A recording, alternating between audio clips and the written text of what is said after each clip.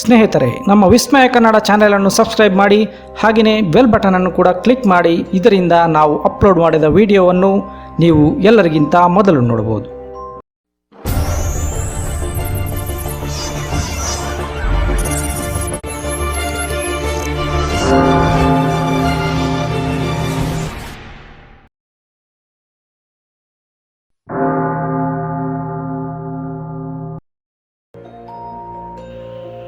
ನಮಸ್ಕಾರ ಸ್ನೇಹಿತರೆ, ವಿಸ್ಮಯ ಕನ್ನಡ ಚಾನೆಲ್ಗೆ ಸ್ವಾಗತ.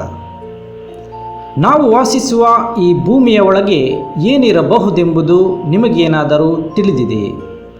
ಒಂದು ವೇಳೆ ಈ ಭೂಮಿಯಲ್ಲಿ ನಾವು ಒಂದು ದೊಡ್ಡ ರಂಧ್ರವನ್ನು ಕೊರೆಯಲು ಸಾಧ್ಯವಾದರೆ ಆ ರಂಧ್ರವನ್ನು ಭೂಮಿಯ ಅಡಿಯಲ್ಲಿ ಎಷ್ಟು ಆಳದವರೆಗೆ ಕೊರೆಯಬಹುದು? ಅಷ್ಟಕ್ಕೂ ಇಂತಹ ರಂಧ್ರವನ್ನು ಕೊರೆಯಲು ಸಾಧ್ಯವೇ? ಇದಕ್ಕೆ ಉತ್ತರ ಇಲ್ಲ, ಸಾಧ್ಯವಿಲ್ಲ. ಏಕೆಂದರೆ ಇದು ನಾವೆಲ್ಲ ತಿಳಿದುಕೊಂಡಷ್ಟು ಸುಲಭವಿಲ್ಲ. ಭೂಮಿಯ ಕೆಳಗೆ ಏನಿರಬಹುದೆಂದು ತಿಳಿಯಲು ಸಾಧ್ಯವಾದ ಯಾವುದೇ ರಂಧ್ರವನ್ನು ಇದುವರೆಗೆ ಕೊರೆಯಲು ಸಾಧ್ಯವಾಗಿಲ್ಲ. ಆದರೆ ಇಂತಹ ರಂಧ್ರ ಕೊರೆಯಲು ಪ್ರಯತ್ನಿಸಿದ್ದು ಮಾತ್ರ ನಿಜ. ಆದರೆ ಇದರಲ್ಲಿ ಯಶಸ್ಸು ಸಿಗಲಿಲ್ಲ. ಇದನ್ನು ಅರ್ಧಕ್ಕೆ ನಿಲ್ಲಿಸಲಾಯಿತು.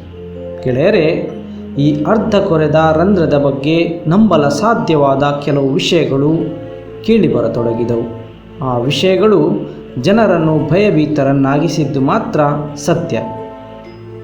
ಗೆಳೆಯರೇ, ಭೂಮಿಯಲ್ಲಿ ಹಲವಾರು ಆಳವಾದ ರಂಧ್ರಗಳಿವೆ. ಕೆಲವು ಪ್ರಾಕೃತಿಕವಾಗಿ ಉಂಟಾದವುಗಳಾದರೆ ಇನ್ನು ಕೆಲವು ಮಾನವ ನಿರ್ಮಿತ ಆಳವಾದ ರಂಧ್ರಗಳಾಗಿವೆ. ಇಲ್ಲಿ ತನಕ ಮಾನವ ನಿರ್ಮಿತ ಆಳವಾದ ರಂಧ್ರಗಳ ಬಗ್ಗೆ ಹೇಳುವುದಾದರೆ ಅದು ರಷ್ಯಾದ ಕೋಲಾ ಸೂಪರ್ಡೀಪ್ ಬೋರ್ಹೋಲ್. ಈ ರಂಧ್ರ ಸಮುದ್ರದ ತುಂಬ ಆಳವಾದ ಪಾಯಿಂಟ್ಗಿಂತಲೂ ಇನ್ನೂ ಆಳವಾಗಿದೆ. ನಮಗೆಲ್ಲ ತಿಳಿದಿರುವಂತೆ ಸಮುದ್ರವು ಹಲವು ಕಿಲೋಮೀಟರ್ಗಳಷ್ಟು ಆಳವಾಗಿರುತ್ತದೆ. ಇಲ್ಲಿಯವರೆಗೆ ಮನುಷ್ಯ ಕಂಡುಹಿಡಿದ ಸಮುದ್ರದ ಅತಿ ಆಳ ಪ್ರದೇಶ ಅದು ಪೆಸಿಫಿಕ್ ಮಹಾಸಾಗರದಲ್ಲಿರುವ ಮರಿಯಾನಾ ಟ್ರೆಂಚ್. ಇದು ಸಮುದ್ರ ಮಟ್ಟದಿಂದ 10 ಕಿಲೋಮೀಟರ್ ಆಳವಾಗಿದೆ. ಇದೇ ರೀತಿ ಆಯಿಲ್ ಡ್ರಿಲ್ಲಿಂಗ್ನ ಆಯಿಲ್ ಬೋರ್ ಕೂಡ ಇದಕ್ಕಿಂತ ಆಳವಾಗಿದೆ. ಆದರೆ ಇಲ್ಲಿಯ ತನಕ ಭೂಮಿಯ ಮೇಲೆ ಅಗೆಯಲಾದ ಆಳವಾದ ಬೋರ್ಹೋಲ್ ಅದು ಮೊದಲೇ ಹೇಳಿದಂತೆ ಕೋಲಾ ಸೂಪರ್ ಡೀಪ್ ಬೋರ್ಹೋಲ್ ಆಗಿದೆ. ಇದು 12 ಕಿಲೋಮೀಟರ್ನಷ್ಟು ಆಳವಾಗಿದೆ. ಈ ಬೋರ್ಹೋಲ್ನ ಕೆಲಸ 1970ರಿಂದ ಶುರುವಾಗಿ 1989ರವರೆಗೆ ನಡೆದಿತ್ತು. ನಂತರ ರಂಧ್ರದಲ್ಲಿನ ಹೆಚ್ಚಿದ ತಾಪಮಾನದಿಂದಾಗಿ ಬೋರ್ನ ಕೆಲಸವನ್ನು ನಿಲ್ಲಿಸಬೇಕಾಗಿ ಬಂತು. ಗೆಳೆಯರೇ, ಕೋಲಾ ಸೂಪರ್ ಡೀಪ್ ಬೋರ್ಹೋಲ್ ಇದು ಮನುಷ್ಯನಿಂದ ನಿರ್ಮಿತ ಆರ್ಟಿಫಿಷಿಯಲ್ ಹೋಲ್ ಆಗಿದೆ. ಆ್ಯಕ್ಚುಲಿ 1970ರಲ್ಲಿ ರಷ್ಯಾದ ವಿಜ್ಞಾನಿಗಳು ಭೂಮಿಯ ಪದರಗಳ ಅಧ್ಯಯನಕ್ಕೆ ಒಂದು ದೊಡ್ಡ ರಂಧ್ರವನ್ನು ಕೊರೆಯುವ ನಿರ್ಧಾರಕ್ಕೆ ಬಂದರು. ಈ ರಂಧ್ರದಿಂದ ಭೂಗರ್ಭದೊಳಗಿನ ರಹಸ್ಯವನ್ನು ಅವರು ತಿಳಿಯಬಯಸಿದ್ದರು. ಮೇ 24, 1970ರಲ್ಲಿ ರಷ್ಯಾದ ನೆಲದಲ್ಲಿ ಒಂದು ದೊಡ್ಡ ರಂಧ್ರವನ್ನು ಕೊರೆಯುವ ಕೆಲಸವನ್ನು ಶುರು ಮಾಡಲಾಯಿತು. ಇದಕ್ಕೆ ಕೋಲಾ ಸೂಪರ್ ಡೀಪ್ ಬೋರ್ಹೋಲ್ ಎಂದು ಹೆಸರಿಡಲಾಯಿತು. ಈ ರಂಧ್ರವನ್ನು ಅಗೆಯುತ್ತಾ 24 ವರ್ಷಗಳು ಕಳೆದರೂ ವಿಜ್ಞಾನಿಗಳ ಕೈಗೆ ಏನೂ ಸಿಗಲಿಲ್ಲ. ಕೊನೆಗೆ 1994ರಲ್ಲಿ ಈ ಬೋರ್ಹೋಲ್ನ ಕೆಲಸವನ್ನು ಸಡನ್ ಆಗಿ ಸ್ಥಗಿತಗೊಳಿಸಲಾಯಿತು. ಇದರ ಬಳಿಕ ಇಂತಹ ದೊಡ್ಡ ಹೋಲನ್ನು ಅಗೆಯುವುದು ಸುಲಭದ ಮಾತಲ್ಲ, ಇದು ಅತ್ಯಂತ ಕಷ್ಟಕರವಾಗಿದೆ ಎಂಬ ಮಾತನ್ನು ವಿಜ್ಞಾನಿಗಳು ಒಪ್ಪಿಕೊಂಡರು. ಸದ್ಯಕ್ಕೆ ಈ ರಂಧ್ರವನ್ನು ಮೇಲಿನಿಂದ ಬಂದ್ ಮಾಡಲಾಗಿದೆ.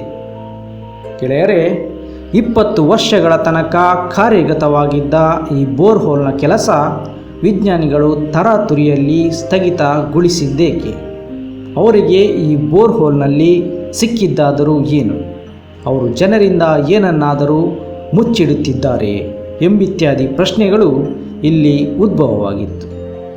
ಈ ಬೋರ್ಹೋಲ್ನ ಬಗ್ಗೆ ಯಾವ ವಿಷಯವನ್ನು ಪ್ರಸ್ತಾಪಿಸಲು ತಯಾರಿರದ ವಿಜ್ಞಾನಿಗಳು ಕೊನೆಗೆ ಈ ಬೋರ್ಹೋಲ್ನಲ್ಲಿಯ 3 ವಿಷಯಗಳನ್ನು ಹೇಳಿದ್ದರು. ಅದರಲ್ಲಿ ಮೊದಲನೆಯದು, ಆ ಬೋರ್ಹೋಲ್ನ ಒಂದು ನಿರ್ದಿಷ್ಟ ಆಳದಲ್ಲಿ ದೊರೆತ ಸಾಕಷ್ಟು ನೀರು, ಕಲ್ಲಿನ ರೂಪದಲ್ಲಿರುವ ಖನಿಜ ಪದಾರ್ಥ, ಆಕ್ಸಿಜನ್ ಮತ್ತು ಹೈಡ್ರೋಜನ್ ಅಣುವಿನ ಒತ್ತಡದಿಂದಾಗಿ ಯಾವ ನೀರನ್ನು ತೆಗೆಯಲಾಗುತ್ತದೆಯೋ ಇಲ್ಲಿ ಸಿಕ್ಕಿದ ನೀರು ಅದೇ ಆಗಿದೆ ಎಂಬುದನ್ನು ವಿಜ್ಞಾನಿಗಳು ಹೇಳಿದ್ದರು. ಸಾಮಾನ್ಯವಾಗಿ ನೀರಿನಲ್ಲೂ ಆಕ್ಸಿಜನ್ ಮತ್ತು ಹೈಡ್ರೋಜನ್ ಇರುವುದರಿಂದ ವಿಜ್ಞಾನಿಗಳ ಈ ಮಾತನ್ನು ಅಲ್ಲಗೆಳೆಯುವ ಹಾಗೆಯೂ ಇರಲಿಲ್ಲ. ಎರಡನೇದಾಗಿ, ಈ ಬೋರ್ಹೋಲ್ನ 6700 ಮೀಟರ್ ಆಳದಲ್ಲಿ ಕೆಲವು ಸೂಕ್ಷ್ಮಾಣು ಜೀವಿಗಳು ಪತ್ತೆಯಾಗಿದ್ದವು.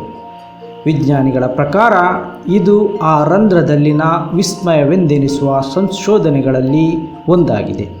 ಏಕೆಂದರೆ ಇಷ್ಟು ಆಳದಲ್ಲಿ ಯಾವುದೇ ಜೀವಿಯ ಜೀವನಾಂಶವಿರುವುದು ಅಸಾಧ್ಯ. ಆಳ ಹೆಚ್ಚಿದಂತೆ ತಾಪಮಾನವು ಕೂಡ ಅಧಿಕವಾಗುತ್ತಾ ಸಾಗುತ್ತದೆ. ಆದರೆ ಇಲ್ಲಿ ಸಿಕ್ಕ ಸೂಕ್ಷ್ಮಾಣು ಜೀವಿಗಳು ಅತ್ಯಧಿಕ ತಾಪಮಾನದಲ್ಲಿಯೂ ಬದುಕುಳಿದಿದ್ದವು. ವಿಜ್ಞಾನಿಗಳು ಈ ರಂಧ್ರವನ್ನು ಭೂಮಿಯ ಅತಿ ಆಳದವರೆಗೆ ಕೊರೆಯುವ ಉದ್ದೇಶ ಹೊಂದಿದ್ದರು. ಆದರೆ ಇಷ್ಟು ವರ್ಷಗಳ ಪರಿಶ್ರಮದ ನಂತರವೂ ಅವರು ಭೂಮಿಯ ಒಳಗೆ ಭೂಮಿಯ ಗಾತ್ರಕ್ಕೆ ಹೋಲಿಸಿದರೆ ಅವರು ಅಗೆದ ಆಳ ಅದು ಕೇವಲ 0.02% ಮಾತ್ರ. ಮುಂದೆ ಅಗೆಯುತ್ತಾ ಹೋದಂತೆ ಅವರಿಗೆ ಕೆಲವು ಅನ್ಎಕ್ಸ್ಪೆಕ್ಟೆಡ್ ವಸ್ತುಗಳು ಸಿಕ್ಕಿದವು.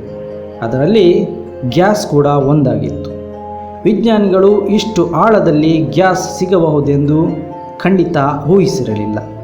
ಆದರೆ ಇಲ್ಲಿ ಹೈಡ್ರೋಜನ್, ನೈಟ್ರೋಜನ್, ಹೀಲಿಯಂ ಮತ್ತು ಕಾರ್ಬನ್ ಡೈಆಕ್ಸೈಡ್ನ ಇರುವಿಕೆಯು ಅವರಿಗೆ ಅರಿವಾಗಿತ್ತು. ಗೆಳೆಯರೇ, ಇದೆಲ್ಲದರ ಹೊರತಾಗಿಯೂ ಈ ರಂಧ್ರದಲ್ಲಿ ಕೆಲವು ವಿಚಿತ್ರ ವಸ್ತುಗಳು ಸಂಶೋಧಿಸಲ್ಪಟ್ಟಿದ್ದವು. ಇದೇ ಕಾರಣದಿಂದಾಗಿ ಮುಂದೆ ಈ ರಂಧ್ರವನ್ನು ಮುಚ್ಚಲಾಯಿತು. ಅಲ್ಲದೆ ಹೀಗೆ ತರಾತುರಿಯಲ್ಲಿ ಬಂದ್ ಮಾಡಿದ್ದಕ್ಕೆ ಹಲವಾರು ಕಾರಣಗಳನ್ನು ನೀಡಲಾಯಿತು. ಇಲ್ಲಿನ ಅತ್ಯಧಿಕ ತಾಪಮಾನ ಇದು ಪ್ರಮುಖ ಕಾರಣಗಳಲ್ಲಿ ಒಂದಾಗಿತ್ತು.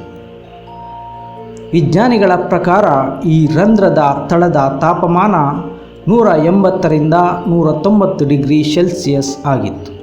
ಅಲ್ಲದೆ ಇದು ಅವರು ಅಂದಾಜಿಸಿದ ತಾಪಮಾನಕ್ಕಿಂತ 2ರಷ್ಟಿತ್ತು. ಇದೇ ಕಾರಣದಿಂದ ಅವರು ಈ ರಂಧ್ರವನ್ನು ಮತ್ತಷ್ಟು ಡ್ರಿಲ್ ಮಾಡದಿರಲು ತೀರ್ಮಾನಿಸಿದ್ದರು. ಇದರೊಟ್ಟಿಗೆ ಇಷ್ಟು ಆಳದಲ್ಲಿ ಕಲ್ಲಿನ ಡೆನ್ಸಿಟಿಯು ಹೆಚ್ಚಾಗುತ್ತಿತ್ತು. ಇದರಿಂದಾಗಿ ಡ್ರಿಲ್ ಮಾಡಲು ಕಷ್ಟ ಸಾಧ್ಯವಾಗಿತ್ತು.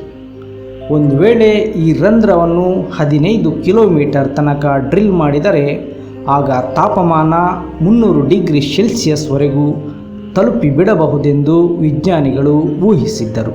ಅಲ್ಲದೆ ಇಷ್ಟು ಹೆಚ್ಚು ತಾಪಮಾನದಲ್ಲಿ ಡ್ರಿಲ್ ಬಿಟ್ ಕೂಡ ಕೆಲಸ ಮಾಡಲು ಸಾಧ್ಯವಾಗದು. 2006ರಲ್ಲಿ ಈ ಪ್ರಾಜೆಕ್ಟನ್ನು ಶಾಶ್ವತವಾಗಿ ಕ್ಲೋಸ್ ಮಾಡಲಾಯಿತು. ಇದರ ಜೊತೆ ಎಲ್ಲ ಡ್ರಿಲ್ಲಿಂಗ್ ಮತ್ತು ರಿಸರ್ಚ್ ಉಪಕರಣಗಳನ್ನು ನಾಶಪಡಿಸಲಾಯಿತು. ಮುಂದೆ ಈ ಜಾಗವನ್ನು ರಿಸ್ಟ್ರಿಕ್ಟೆಡ್ ಏರಿಯಾ ಎಂದು ಪರಿಗಣಿಸಿ ಕಂಪ್ಲೀಟಾಗಿ ಸೀಲ್ ಮಾಡಲಾಯಿತು. ಗೆಳೆಯರೇ, ಭೂಮಿಯ ಒಳಗೆ ರಂಧ್ರವನ್ನು ಕೊರೆಯುವ ಪ್ರಯತ್ನವನ್ನು ಇಲ್ಲಿಯವರೆಗೆ ಹಲವಾರು ದೇಶಗಳು ನಡೆಸಿವೆ. ಇವರಲ್ಲಿ ಅಮೆರಿಕ, ರಷ್ಯಾ ಹಾಗೂ ಜರ್ಮನಿ ದೇಶಗಳು ಪ್ರಮುಖವಾಗಿವೆ. 15 ಕಿಲೋಮೀಟರ್ಗಳಷ್ಟು ಭೂಮಿಯನ್ನು ಅಗೆಯುವ ಇವರ ಉದ್ದೇಶ ಇನ್ನೂ ಪೂರ್ಣಗೊಂಡಿಲ್ಲ. ಆದರೆ ಕೆಲವು ಕಿಲೋಮೀಟರ್ಗಳಷ್ಟು ಆಳವನ್ನು ಕ್ರಮಿಸುತ್ತಲೇ ಈ ದೇಶಗಳಿಗೆ ಹಲವಾರು ರಹಸ್ಯಗಳು ಸಿಕ್ಕಿದ್ದವು. ಇವೆಲ್ಲವನ್ನು ಸಾರ್ವಜನಿಕವಾಗಿ ಮುಚ್ಚಿಡಲಾಗಿ ಗೌಪ್ಯತೆಯನ್ನು ಕಾಪಾಡಿಕೊಳ್ಳಲಾಗಿತ್ತು. ಆಶ್ಚರ್ಯಕರ ವಿಷಯವೇನೆಂದರೆ ಕೋಲಾ ಸೂಪರ್ಡೀಪ್ ಹೋಲ್ ಅನ್ನು ತುಂಬ ಸಿಸ್ಟಮ್ಯಾಟಿಕ್ ಆಗಿ ಕ್ಲೋಸ್ ಮಾಡಲಾಗಿತ್ತು. ಅಂದರೆ ಈ ರಂಧ್ರ ಕೊರೆದ ಸ್ಥಳವನ್ನು ನಿಷೇಧಿತ ಸ್ಥಳ ಎಂದು ಘೋಷಿಸಿ ಯಾರಿಗೂ ಇಲ್ಲಿ ಬರದಂತೆ ತಡೆಯಲಾಯಿತು. ಭವಿಷ್ಯದಲ್ಲಿ ಯಾರೂ ಈ ಪ್ರಾಜೆಕ್ಟನ್ನು ಇನ್ನೊಮ್ಮೆ ಶುರು ಮಾಡದಂತೆ ಈ ಹೋಲನ್ನು ಸಂಪೂರ್ಣವಾಗಿ ಸೀಲ್ಡ್ ಮಾಡಲಾಯಿತು.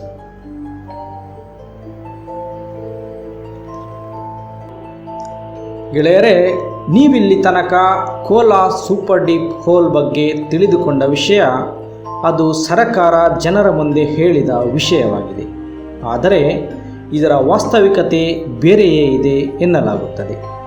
ನಿಮಗೆಲ್ಲ ಗೊತ್ತಿರುವಂತೆ ಸರಕಾರವು ಹಾಗೂ ವಿಜ್ಞಾನಿಗಳು ಅತ್ಯಧಿಕ ತಾಪಮಾನದಿಂದಾಗಿ ಈ ರಂಧ್ರವನ್ನು ಮುಚ್ಚಲಾಗಿತ್ತು ಎಂದು ಜನರ ಬಳಿ ಹೇಳಿಕೊಂಡಿತ್ತು. ಆದರೆ ಈ ರಂಧ್ರವನ್ನು ಮುಚ್ಚಲು ಒಂದು ರಹಸ್ಯ ಕಾರಣವಿದೆ. ಇದನ್ನು ವಿಜ್ಞಾನಿಗಳು ಮತ್ತು ಸರಕಾರ ಜನರಿಂದ ಮುಚ್ಚಿಟ್ಟಿತ್ತು. ವಿಜ್ಞಾನಿಗಳಿಗೆ ಭೂಮಿಯ ಆಳ ಡ್ರಿಲ್ ಮಾಡುತ್ತಿರುವಾಗ ಕೆಳಗೆ ನರಕದ ದರ್ಶನವಾಯಿತೆಂದು ಹೆಚ್ಚಿನವರು ಹೇಳುತ್ತಾರೆ. ಇದೆಷ್ಟು ಸತ್ಯವೋ ಗೊತ್ತಿಲ್ಲ. ಆದರೆ ಆ ರಂಧ್ರದೊಳಗಿಂದ ಮನುಷ್ಯರು ಕೂಗಾಡುವ, ಚೀರಾಡುವ ಶಬ್ದಗಳ ರೀತಿ ಕೇಳಿಬರುತ್ತಿದ್ದುದು ಮಾತ್ರ ಸತ್ಯ. ಹೌದು, ಇದೇ ಕಾರಣಕ್ಕಾಗಿ ಸಂಶೋಧಕರು ಭೂಮಿಯ ತಳದಿಂದ ಬರುತ್ತಿದ್ದ ಈ ರಹಸ್ಯ ಶಬ್ದಗಳಿಂದ ಗಾಬರಿಗೊಂಡಿದ್ದರು. ಅವರಿಗೆ ತಾವು ಇನ್ನಷ್ಟು ಆಳದವರೆಗೆ ಡ್ರಿಲ್ ಮಾಡಿದರೆ ನರಕದವರೆಗೆ ತಲುಪಿ ಬಿಡಬಹುದೆಂಬ ಭಯ ಅವರನ್ನು ಸಹಜವಾಗಿ ಕಾಡಿತ್ತು.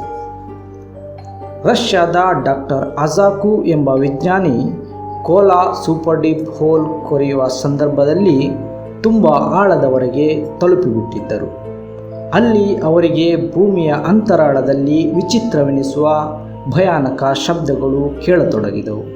ಇದನ್ನು ಸೌಂಡ್ ಆಫ್ ಹೆಲ್ ಅಥವಾ ನರಕದ ಶಬ್ದ ಎಂದು ಕರೆಯಲಾಯಿತು. ಅವರು ಈ ಶಬ್ದಗಳನ್ನು ರೆಕಾರ್ಡ್ ಮಾಡಿಕೊಂಡರು. ಈ ರೆಕಾರ್ಡ್ನ ಸಂದರ್ಭ ಉಪಯೋಗಿಸಲಾದ ಮೈಕ್ರೋಫೋನ್ ಭೂಮಿಯ ಟೆಕ್ಟಾನಿಕ್ ಪ್ಲೇಟ್ಸ್ಗಳನ್ನು ಕಂಡುಹಿಡಿಯಲು ಉಪಯೋಗಿಸುವ ಮೈಕ್ರೋಫೋನ್ ಆಗಿದೆ. ಅವರ ಪ್ರಕಾರ ಈ ವಿಚಿತ್ರ ಶಬ್ದಗಳು ಪಾತಾಳದ ಕೆಳಗಿರುವ ನರಕದಿಂದ ಬರುತ್ತಿದ್ದವು. ಈ ಶಬ್ದಗಳು ಮನುಷ್ಯರು, ಪ್ರಾಣಿಗಳು ಮತ್ತು ರಾಕ್ಷಸರ ಶಬ್ದಗಳನ್ನು ಒಳಗೊಂಡಿದ್ದವು. ಈ ಶಬ್ದಗಳ ಚೀರಾಟ ಹೇಗಿರುತ್ತಿತ್ತೆಂದರೆ ಯಾರೋ ಮನುಷ್ಯರ ಮೇಲೆ ಚಿತ್ರಹಿಂಸೆ ನಡೆಸುತ್ತಿದ್ದ ಹಾಗಿದ್ದವು. ಕೆಲ ವಿಜ್ಞಾನಿಗಳು ಹೇಳುವಂತೆ ಭೂಮಿಯ ಆಳಕ್ಕೆ ಹೋಗುವಾಗ ಕರಗಿರುವ ಲಾವಾ ಅಥವಾ ಟೆಕ್ಟಾನಿಕ್ ಪ್ಲೇಟ್ಸ್ಗಳ ವೈಬ್ರೇಷನ್ನಿಂದಾಗಿ ಇಂತಹ ಶಬ್ದಗಳು ಕೇಳಿಬರುತ್ತವೆ. ಏಕೆಂದರೆ ಹೊರಗಿನಿಂದ ಶಾಂತ ರೀತಿಯಲ್ಲಿ ಕಾಣುವ ನಮ್ಮ ಭೂಮಿ ಒಳಗಿನಿಂದ ಶಾಂತವಾಗಿರದೆ ಅದೊಂದು ಧಗಧಗಿಸುವ ಲಾವಾದಿಂದ ಕೂಡಿದ ಗೋಳವಾಗಿದೆ. ಬಹುಶಃ ಈ ಶಬ್ದಗಳು ಭೂಮಿಯ ಆಂತರಿಕ ಗತಿವಿಧಿಗಳಿಂದ ಉಂಟಾದ ಶಬ್ದಗಳಾಗಿರಲೂಬಹುದು. ಆದರೆ ಈ ಮಾತನ್ನು ಅಷ್ಟು ಸುಲಭವಾಗಿ ಒಪ್ಪಿಕೊಳ್ಳಲು ಸಾಧ್ಯವಿಲ್ಲ. ಏಕೆಂದರೆ ಈ ಶಬ್ದಗಳನ್ನು ಕೇಳಿದರೆ ಇದು ಭೂಮಿಯ ಟೆಕ್ಟಾನಿಕ್ ಪ್ಲೇಟ್ಸ್ಗಳಿಂದ ಬರುವ ಶಬ್ದಗಳೆಂದು ಹೇಳಲು ಕಷ್ಟವಾಗುತ್ತದೆ. ಈ ಶಬ್ದಗಳನ್ನು ಕೇಳಿದಾಗ ಒಂದು ದೊಡ್ಡ ಹಾಲ್ನಲ್ಲಿ ಮನುಷ್ಯರನ್ನು ಕೂಡಿ ಹಾಕಿ ಅವರ ಮೇಲೆ ಘನಘೋರವಾದ ಚಿತ್ರಹಿಂಸೆ ನಡೆಸುತ್ತಿರುವಂತೆ ಭಾಸವಾಗುತ್ತದೆ. ಅಲ್ಲದೆ ಭಯಾನಕ ರಾಕ್ಷಸರ ಅಟ್ಟಹಾಸ ಮತ್ತು ಮನುಷ್ಯರ ಆರ್ತನಾದದ ರೀತಿಯ ಶಬ್ದಗಳು ಕೇಳಿಬರುತ್ತವೆ. ಹಾಗಾದರೆ ಗೆಳೆಯರೇ, ಆ ಶಬ್ದಗಳನ್ನು ನಿಮಗೂ ಕೇಳಿಸೋಣ.